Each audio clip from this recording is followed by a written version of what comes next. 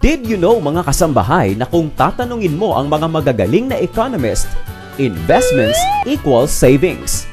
Tama. Kung ano man ang ininvest sa isang ekonomiya, yun doon ang amount na natipid. Kaya naman sabi ni Noynoy, una sa ating plataforma ang paglikha ng mga trabaho. At nanggagaling ang trabaho sa paglago ng industriya.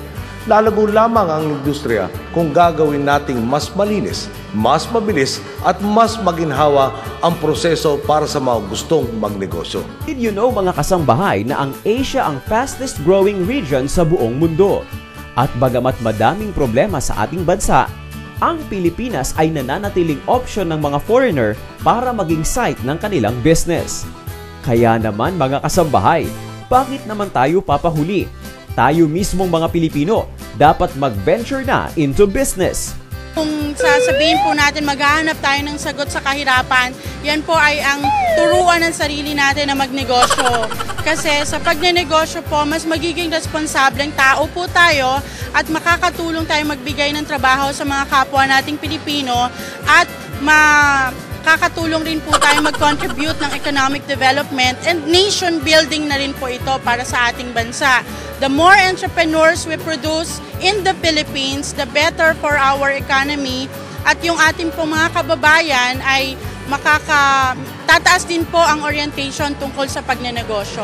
Gusto nyo mag-business, syempre, isipin muna natin kung ano ba yung in ngayon. Kasi kung ano yung magkiklik talaga. Kasi masasayang naman din yung effort natin, syempre. Kami, mas advantage sa amin, sa Divisoria kami. Mura talaga. So, pipilitin kayo ng place kung saan babagay yung business na gusto nyong i-start. Unang-una, yung freedom of time. Siyempre, diba? Even if you're working, you just do yung mga telemarketing, tatawag ka dun sa mga end customer mo. Ay, hindi akong pumunta dyan na of your own time, diba? Hindi mo kailangan puntahan ako dito, ako pupunta dyan. Tapos, ako naman na dealer, hindi naman din ako kailangan everyday mag-report for 8 hours, no? After my office hours, pwede akong sideline yung baga. You'll earn more, no? Rather than being a simple employee. Second, yung freedom nga of using your time, it's yours. And then, ikaw mismo, napapatunayan naman sa sarili mo na you can do business on your own.